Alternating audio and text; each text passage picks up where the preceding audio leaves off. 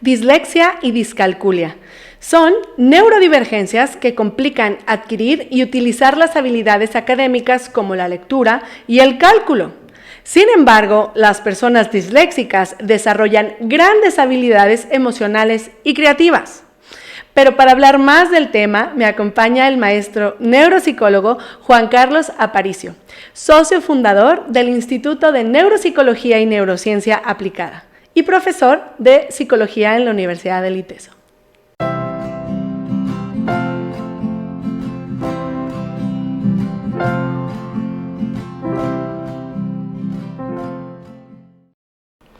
Hola, ¿qué tal? Bienvenidos a Abriendo Camino con la mamá de Majo. El día de hoy me acompaña el maestro Juan Carlos Aparicio.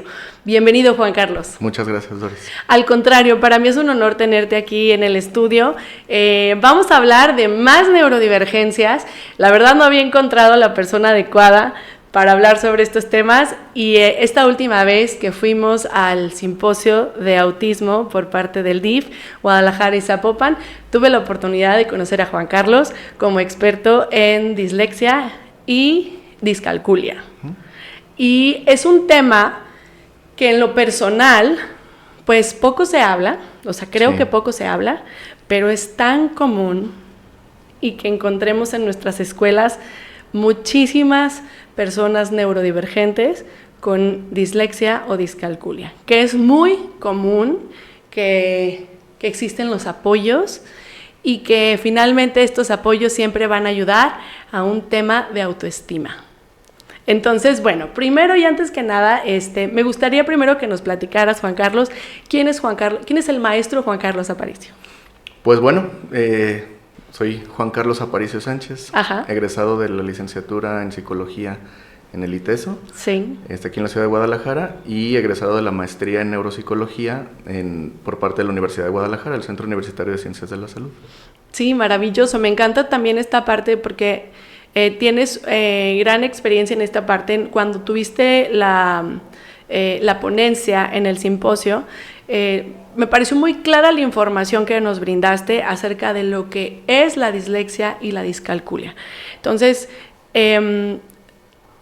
ahora sí que existen muchísimos mitos incluso, sí, porque te dicen, es que yo confundo la derecha con la izquierda, soy disléxica, ¿no? O no, es que a mí me costaba mucho la lectura y entonces ya soy disléxica. Entonces, bueno, primero que nada, ¿qué es la dislexia y la discalculia?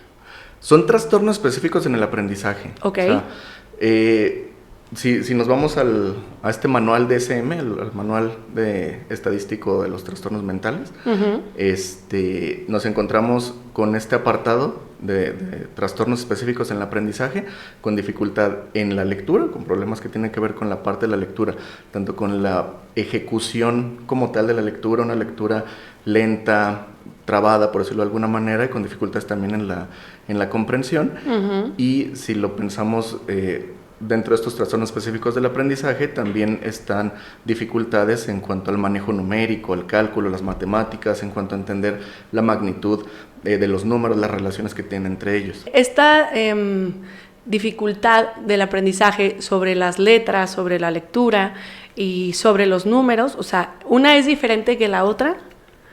Sí, o sea, lo englobamos como trastornos específicos del aprendizaje, pero están divididos en tres, con dificultades en la expresión escrita, en la lectura y en lo que tiene que ver con el manejo numérico. Que es también lo que le llaman la disgrafia. Exactamente. La disgrafia, que es la dificultad para la escritura, vaya, ¿no? Ajá. Que es completamente común, porque, bueno, muchas mamás se empiezan a preocupar muchísimo. Ya en tercero de kinder es que no lee. Sí.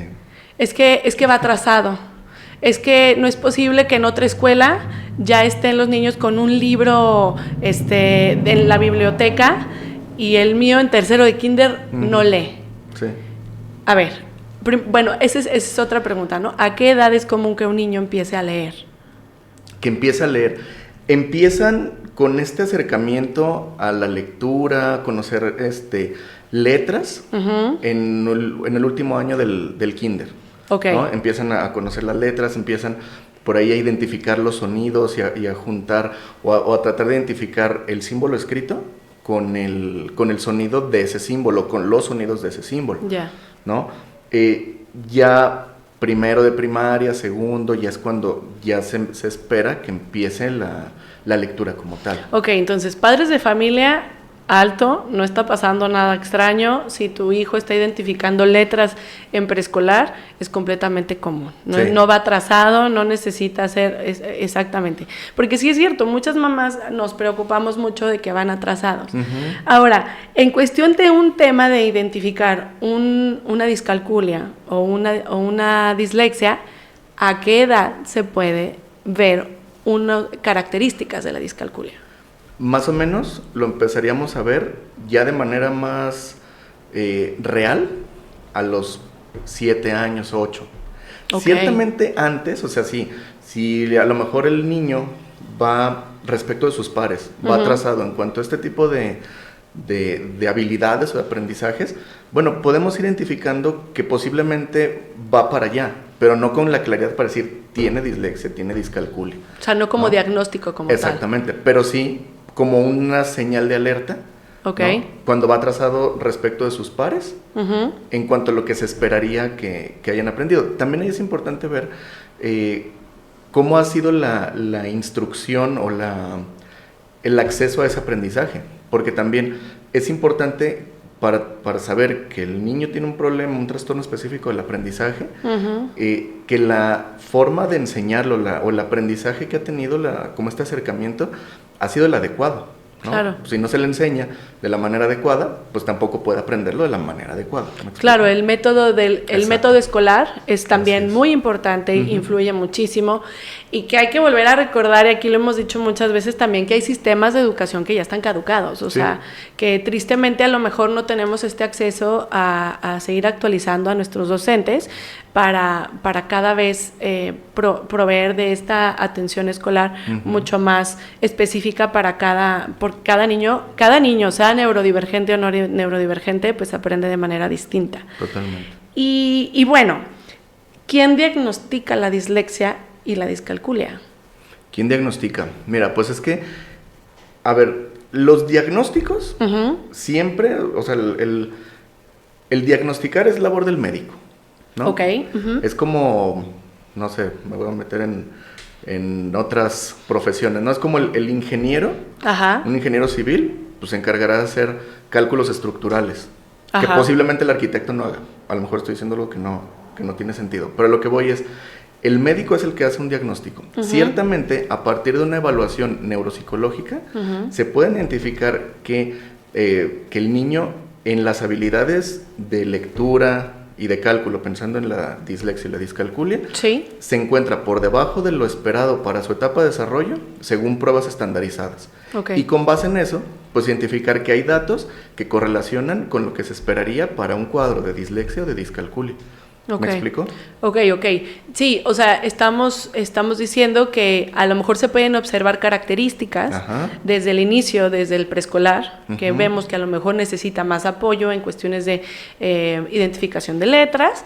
En primaria veremos a lo mejor un poco más de apoyo, necesitaremos un poco más de apoyo en tema de, pues, lectura, a lo mejor acompañarlo a hacer lectura, practicarla diariamente, pero ya entrando a los 7, 8 años, es ir a lo mejor con un neuropsicólogo que haga a lo mejor la evaluación pertinente para tener un diagnóstico, si es el que resulta ser. Sí, exactamente. Ok, ahora, ¿se quita? Se quita, es una buena pregunta. Fíjate, si hablamos de estos trastornos en particular, igual que por ejemplo pensando en la depresión, podríamos decir que es algo dinámico, o sea, estos trastornos se basan en lo que se espera que el niño, en este caso, trastornos del neurodesarrollo, que el niño haga o no haga. Lee lento, no comprende, hace o no hace. Claro. ¿No? Si el niño deja de hacer eso que dice el manual, el DSM, por ejemplo, o el CIE, que se llama dislexia o que se llama discalculia, pues podremos decir que ya no cumple con los criterios para ese... De la normalidad. Exactamente. Exactamente. Sí, o sea que, por ejemplo, a partir de una intervención o de un entrenamiento en conciencia fonológica que ayude a que su capacidad para la ejecución de la lectura sea mejor igual, y que esto también le abone la comprensión de la lectura, y que con base en esto, pues el niño presente niveles en cuanto a la ejecución y la comprensión de lectura más acercados a lo que se esperaría, o la normalidad estadística, claro, pues entonces podríamos decir que ya no está cumpliendo con los criterios para un trastorno específico del aprendizaje. ¿Me explico? Sí, claro. Y bueno, y también tomar en cuenta que, vaya, no es de alarmarse tampoco empezar a ver este tipo de situaciones, que no es de alarmarse, que es o sea, hay que comprender que una neurodivergencia es un neurotipo también. O sea, que su cerebro así nació, fue diseñado de esa forma diferente, y que estos apoyos de que se observan, de tener incluso un diagnóstico, es una garantía para la infancia, para poder seguirlo apoyando. No se va a quitar porque su cerebro así está configurado, pero se le pueden dar, como dices, estos apoyos y estas situaciones, a lo mejor desde la docencia, tenerlos informados, para poder brindar estos apoyos y que cada vez sea mejor y que se acostumbre a que sea mejor. Así es. Que no puede ser su fuerte, ¿no? Que claro, a lo mejor no va a ser su fuerte, pero que definitivamente necesita tener estos apoyos finalmente, ¿no? O sea, no vamos a decir, es que nomás no se le quita, por más que lo lleve, no se va a quitar, porque finalmente así está configurado su cerebro desde inicio, ¿no? Bueno, es algo que nosotros aquí manejamos muchísimo, que por eso es, y esto a lo mejor me lleva a otra pregunta, porque ok, esas son las características de la dislexia y la discalculia, que es pues el confundir las letras, no tener seguidita la lectura, el que le vaya mal en matemáticas también tiene mucho que ver, no hay que enojarnos tanto, no es que sea flojo, no es que sea burro, no es que, porque tristemente ponemos estas etiquetas,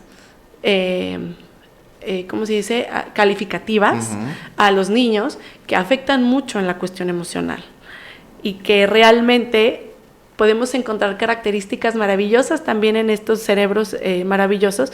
Por ejemplo, ¿cuáles serían a lo mejor algunas características positivas para personas con dislexia y discalculia? Pues que ciertamente, o sea, a partir de este problema, de la presencia de este trastorno, pues el niño también hasta cierto punto se ve obligado a desarrollar otras capacidades, otras habilidades, tanto en la parte personal, ¿no?, como en habilidades más de ejecución, ¿sí? Claro. Entonces, suelen ser chicos muy resilientes, ¿no? Porque se enfrentan, es una situación compleja, ¿no? Porque se enfrentan a situaciones en las cuales el aprendizaje, en su mayoría, está a partir de texto, ¿no? O sea, son libros, hay que leer. Si tú quieres aprender algo, una de las formas más comunes, pues, es el acceso a la lectura. Claro. Pero si yo tengo esa dificultad, entonces hay que ver de qué otra manera. Entonces, ciertamente se vuelven muy resilientes, ¿sí? Con mucha capacidad también de solución de problemas, ¿sí?, desde otra perspectiva que no sea la común, ¿sí?, porque necesitan desarrollar estas habilidades para poder acceder al conocimiento, al aprendizaje que necesitan o que se les exige en esa etapa de su vida, que es en la etapa escolar.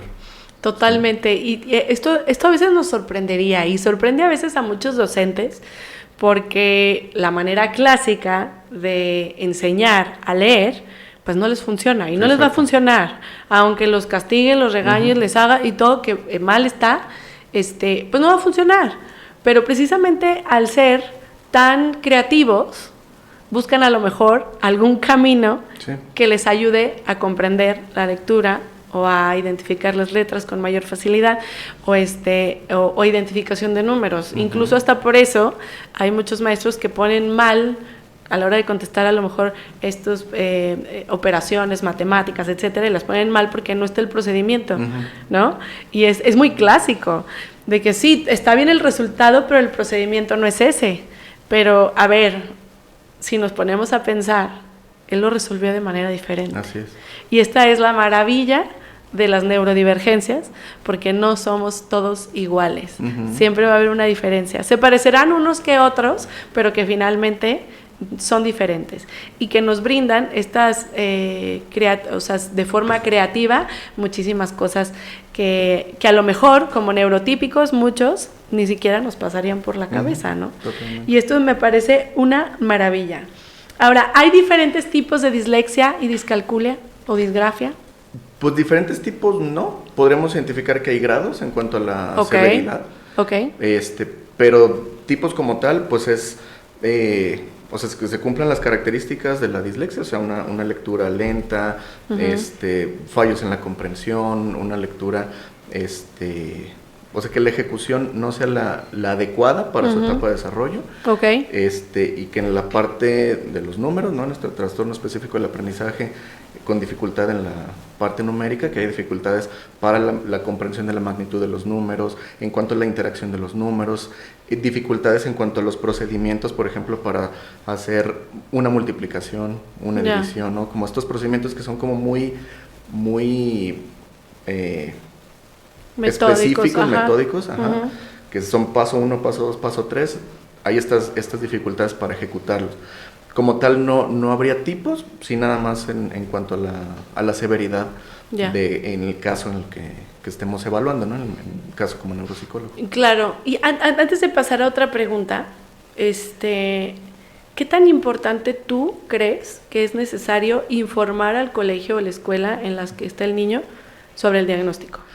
Es una muy buena pregunta. Creo que es importante, sobre todo ahorita hay mucha apertura de parte de muchas escuelas, ¿no? Y lo digo por mi experiencia propia, en la cual cuando el chico empieza a presentar alguna dificultad, lo mandan a que se le evalúe y resulta que hay una dificultad, un trastorno específico del aprendizaje, la escuela está muy abierta, en la mayoría de los casos, a hacer adecuaciones que le permitan poder tener un aprendizaje mucho más eficiente, paliando, por decirlo de alguna manera, estas dificultades que tiene en la parte escrita, en la lectura y en el cálculo, ¿sí? Claro. O sea, y creo que es importante el que lo pueda saber la escuela porque, pues de otra manera, no hay esta posibilidad de que la escuela diga, ok, está pasando esto con el chico, ya sabemos específicamente qué está sucediendo y podemos ayudarle de cierta manera.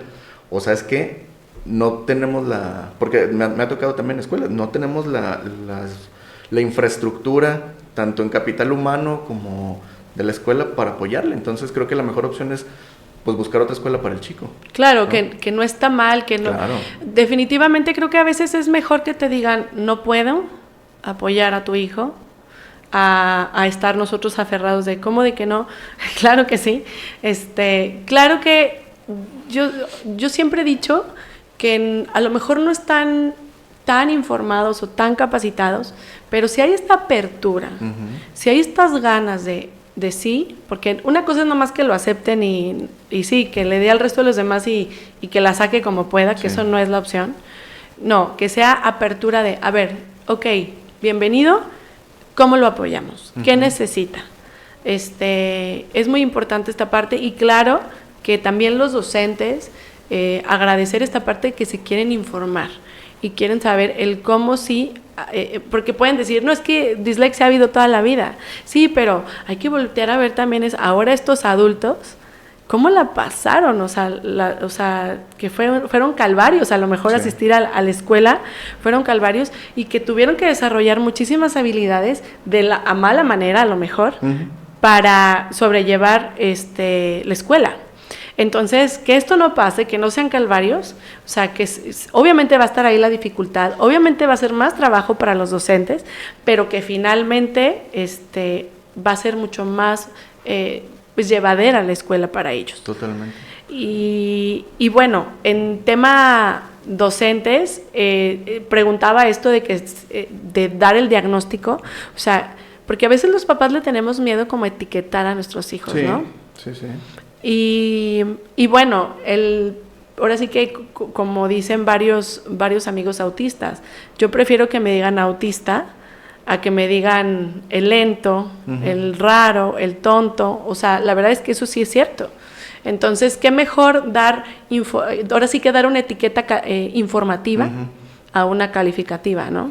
Sí, es que esto, o sea, sí, esta parte de poner etiquetas puede llegar a ser un problema, sin embargo, creo que es muy útil cuando está esta información que me permita, ok, yo como docente ya sé que este niño tiene un trastorno específico del aprendizaje, que es un niño con dislexia, y que lo puedo apoyar de esta y de esta y de esta forma. ¿Sí? Cuando hay esa apertura para que a partir de esa etiqueta se le puedan dar herramientas para mejorar su situación, en específico en la parte académica, pues creo que esas etiquetas pueden ser muy útiles. Definitivamente, creo que son muy útiles y ya ahora necesarias también para que, y además creo que entre más nosotros como padres de familia digamos, mi hijo, y que otra se anime también, otra familia voltee y diga, mi hija también, y así que esto vaya siendo para que también las escuelas se den cuenta que hay una necesidad específica en la población que tienen en la escuela, y eso es lo que va a motivar a que empiecen a destinar incluso hasta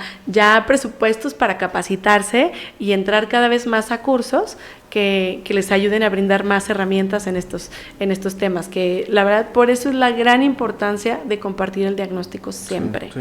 Siempre. Ahora, vámonos ahora sí que a un puntito más cuando, bueno, ¿qué pasa? Más bien, ¿se puede dar la discalculia, la dislexia, la disgrafia, junto con otras neurodivergencias como TDAH, autismo, etcétera, etcétera, etcétera? Buena pregunta. Fíjate, ahí es importante, desde la parte clínica, el identificar qué tanto lo que se está presentando es más, por ejemplo, si un chico no puede aprender a leer de la manera esperada, por la etapa en la que está, académica y de desarrollo, pero posiblemente esta dificultad se debe más a sus características a características de TDAH. ¿Sí? O sea, sí se pueden presentar comorbilidades. Comorbilidades me refiero a que se presente el trastorno 1 con el trastorno 2. Claro. ¿Sí? Pero también hay que hacer un diagnóstico diferencial para poder identificar que posiblemente estas dificultades en el aprendizaje de la lectura no se deben a que tiene un trastorno específico del aprendizaje, sino que es un TDAH y por el TDAH no está aprendiendo a leer adecuadamente. Pudiera cumplir con criterios para ambos, y es cuando te digo que se presentan estas comorbilidades. Claro. ¿Sí? Llámese trastorno del espectro autista, TDAH o cualquier trastorno del neurodesarrollo. Correcto. ¿Sí? O sea, sí se pueden presentar juntos, pero hay que ver qué tanto es TDAH, qué tanto es dislexia o qué tanto son los dos juntos. Exactamente. ¿Sí? Y también, por supuesto, y aquí ya lo hemos hablado también del diagnóstico diferencial.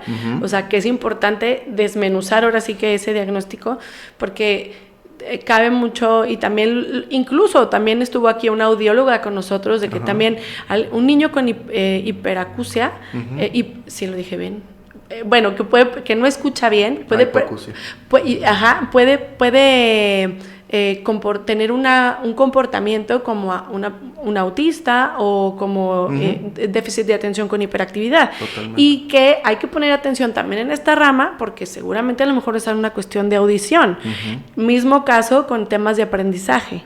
Hay que ver específicamente en qué rama, o puede ser que sea solo una o puede ser que vengan varias acompañadas. Sí. ¿Y qué pasa, papás, cuando nos dan ahora sí que un combo de neurodivergencias? No pasa nada, todo va a estar bien. Hay apoyos, hay, gracias a Dios, especialistas como Juan Carlos y todo su equipo que se dedican a dar de la manera más ética estos apoyos y esta guía a padres de familia todos los días, y que cada vez esto es más común. O sea, siempre ha existido, pero que es más común hablar de esto. Que sea común, que no sea de susto, que no sea de rechazo, y que al contrario, que cada vez abracemos más las neurodivergencias y sobre todo cuando hay problemas de aprendizaje. Sí, sobre todo creo que esta parte es importante, lo que mencionas, Doris, porque, por ejemplo, o sea, yo me acuerdo, en mis tiempos, no era tan común hablar de dislexia, hablar de TDAH, por ejemplo, de alguna neurodivergencia, y era muy común que cuando se presentan estos problemas, pues se daba la deserción escolar. ¿no? Sí. Entonces, creo que cada vez hay más apoyo y cada vez hay más información que nos permiten saber que si se presenta esto, pues hay algo que hacer, ¿no? Por supuesto. Que no es la solución pues ya no lo voy a llevar a la escuela porque pues no aprende. Que pasaba mucho, claro. Yo recuerdo en mi infancia.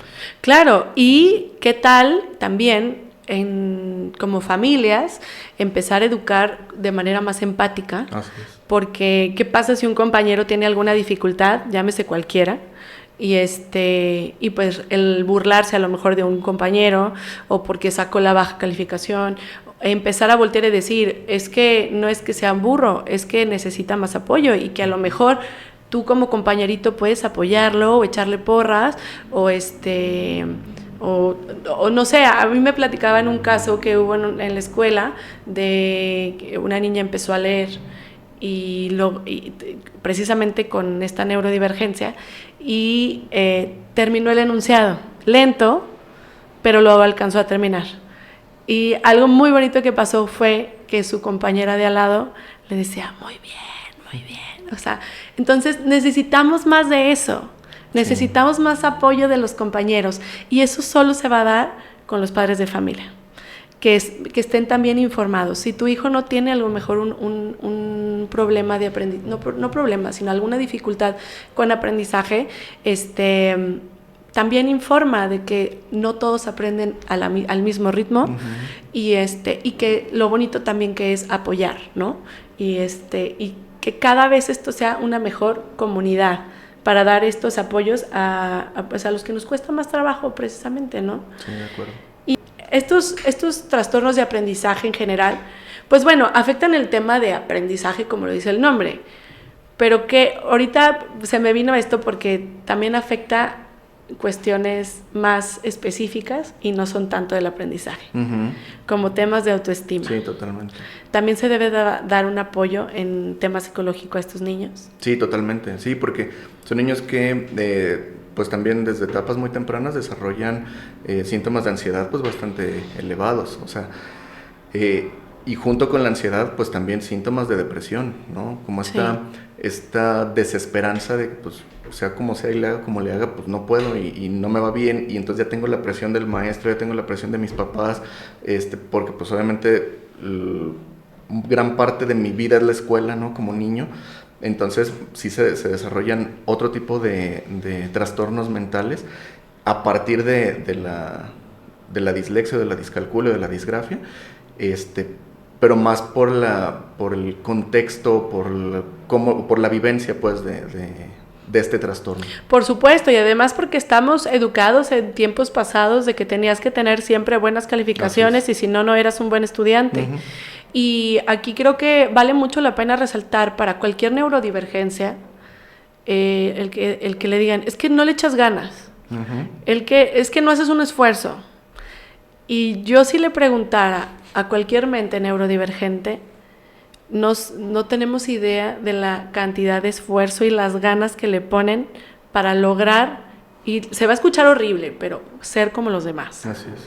Entonces tenemos que también aprender todos, tanto como adultos como nuevas infancias, que todos somos diferentes, que todos aprendemos diferente y que un número en una calificación, una letra, no nos va a hacer más o nos va a hacer menos, ¿no? Simplemente recordemos que es una forma de medir, a lo mejor obsoleta el aprendizaje, no lo sé, no soy docente, no me dedico a eso, pero que de alguna manera tenemos que hacer ver cómo va, o sea, esto de qué manera puede afectar la salud mental de un niño. Sí. ¿No? El crecimiento, el de aquí en adelante, porque uno dice, ay, no, está bien, pero de adulto puede ser que pues sea un ataque fuerte, ¿no? Uh-huh. para su vida diaria. Y bueno, si alguien está interesado, Juan Carlos, en de que ahorita está llegando la información a sus hogares y que dice, creo que es importante que mi hijo o hija tenga una evaluación, ¿tú realizas este tipo de evaluaciones? Sí. Muy bien. ¿En dónde te pudieran encontrar? Pues mira, yo estoy en el Instituto de Neuropsicología y Neurociencia Aplicada, Ajá. Por la Colonia Vallarta Norte, aquí en Guadalajara. ¿Sí? Si me buscan en Google como neuropsicólogo Juan Carlos Aparicio Sánchez, también. Ahí aparezco, ahí salen todos mis datos para que me puedan contactar. Excelente. Ustedes saben, papás, insisto, no hay que alarmarnos, hay que mantener la calma, no pasa nada si nos dan un diagnóstico de alguna neurodivergencia en general. Ahora, hablando específicamente de dislexia, discalculia o disgrafia, hay formas de detectarlo, que bien hablábamos ahorita con Juan Carlos, hay formas de detectarlo y hay formas de trabajarlo, de llevarlo a cabo. Y lo más importante, que para que sus hijos o nuestros hijos lo vayan sobrellevando de la mejor manera, de lo más amigable y que sea de lo más común, ¿no? Definitivamente creo que es la parte más importante. Y bueno, ¿qué mensaje, Juan Carlos, le puedes dar a las familias y docentes cuando enfrentan un diagnóstico de aprendizaje? Pues mira, es parte de lo que tú decías, ¿no? O sea, no alarmarse, sí, ciertamente pues es algo que se tiene que atender, pero es algo que se puede trabajar, que identificándolo podemos tener las herramientas como profesionales, tanto los docentes como en mi caso en la clínica neuropsicológica, sí, para poder apoyarle y darle las herramientas que necesita para que estas dificultades que tiene para acceder al aprendizaje, pues puedan verse disminuidas y que su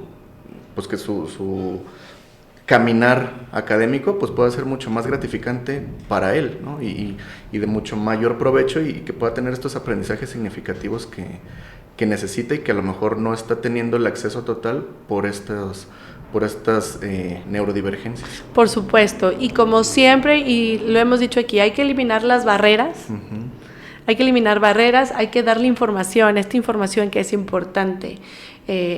Cada vez hay que dar estos apoyos, que todo esto sea más común, y por eso te quiero dar también las gracias por haber compartido con nosotros información tan valiosa y que estés a favor de que esto llegue a más, que apoyas a muchísimos niños y niñas y siempre con la parte ética. Así que muchísimas gracias por haber estado aquí con nosotros. Juan Carlos, los datos de Juan Carlos van a estar apareciendo igual en la pantalla para que vayan y lo busquen tanto en redes o algún otro dato que ustedes necesiten de información. Y bueno, si este episodio les parece importante, si es información importante para ustedes, no olviden dejarnos un comentario y compartir este video para que la información siga llegando a más. Y como siempre, ustedes saben que cada vez que se abre un camino, se abre una oportunidad. Muchísimas gracias, Juan Carlos. Gracias, Doris. Gracias.